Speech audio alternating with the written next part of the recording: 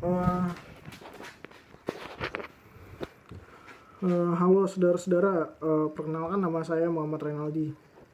Saya mahasiswa Fakultas Ilmu Sosial dan Ilmu Politik Universitas Lampung. Di sini saya akan menjawab soal UTS metodologi penelitian komunikasi. Soal yang pertama adalah mengenai bagaimana pandangan saya terhadap paradigma konstruktivisme dan apa sih bedanya sama positivisme. Berikut jawaban saya. Yang pertama itu paradigma itu adalah paradigma cara kita memandang sesuatu gitu, cara kita memahami realitas kehidupan nyata gitu. Nah, paradigma konstruktivisme ini adalah sebenarnya dia merupakan antitesis dari paham yang mempelajari atau dari paham yang mempelajari atau mencari ilmu pengetahuan melalui objektivitas gitu. Nah,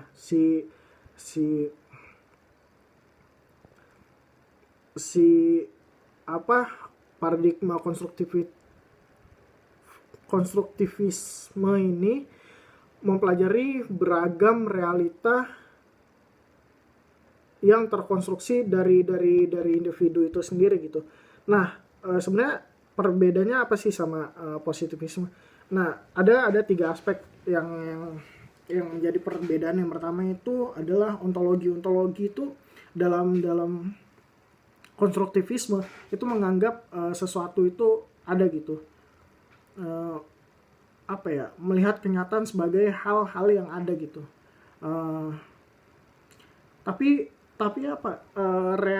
realitasnya bersifat majemuk gitu. Setiap orang punya pandangan yang berbeda gitu.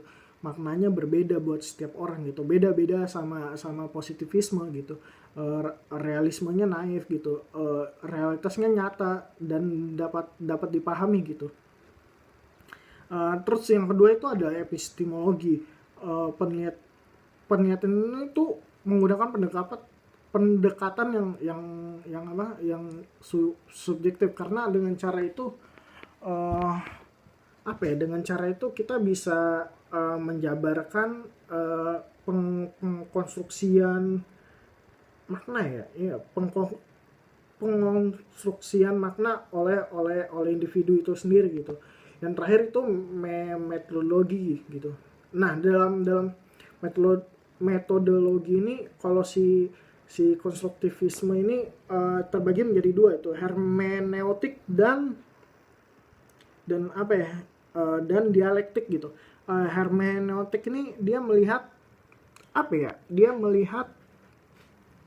teks atau temuan-temuan yang dia lihat, itu bisa berupa teks, bisa berupa gambar atau video gitu. Dia mengamati itu gitu, objek itu gitu. Nah, kalau dialektik itu dia dia membandingkan sudut pandang dia dengan si subjek gitu. Dia mencoba berdebat mengenai sudut pandang dan cara berpikir si subjek gitu. Si subjek yang diamati ini. Sedangkan di dalam positivisme itu dia bersifat dalam metodologinya positivisme itu eksperimental gitu. Banyak dia lebih kepada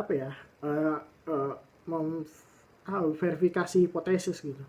Nah, berikutnya itu mengenai soal yang kedua, yaitu pandangan saya terhadap analisis framing gitu, dan apa sih kaitannya sama paradigma konstruktivisme gitu. Nah, analisis framing ini merupakan analisis yang mengkaji pembingkaian framing. Dari katanya framing, bingkai. Analisis framing ini yang mengkaji pembingkaian realitas. Jadi realitas itu dibentuk sedemikian rupa gitu. Realitasnya itu bisa peristiwa, bisa individu, bisa kelompok, dan lain-lain gitu. Jadi analisis framing itu pembingkaian terhadap pembingkaian realitas terhadap sesuatu gitu. Nah, apa sih hubungannya dengan paradigma konstruktivisme gitu. Nah, pembingkaian ini merupakan suatu proses konstruksi juga, kalau teman-teman bisa bisa apa ya, eh, bisa pelajari gitu. Jadi analisis framing itu, apa ya, pembingkaian tersebut tuh merupakan proses konstruksi. Artinya realitas yang ada itu dimaknai dengan berbeda gitu. Oh iya, sudut pandangnya tiap orang memiliki beda-beda dan memiliki makna makna tertentu gitu. Nah, itu adalah apa itu framing dan hubungannya gitu dengan konstruktivisme gitu. Sebenarnya apa aja sih penelitian yang menggunakan analisis framing gitu. Analisis framing itu apa ya? Analisis salah satu contoh penelitian analisis framing itu saya pernah lihat gitu, penelitian tentang bagaimana media memframing kasus Ahok pada pilkada gitu. Bagaimana media melihat kasus Ahok itu di pilkada 2017 gitu, pilkada Jakarta 2017 gitu sih. Itu contohnya. Saya lupa judul pastinya, tapi kalau nggak salah waktu itu judulnya adalah bagaimana media apa ya, menangkap gitu.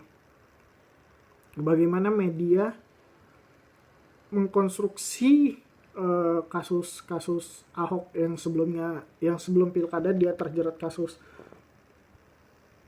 kasus kasus penistaan agama gitu. Nah, itu sih kalau dari saya. Sekian, terima kasih.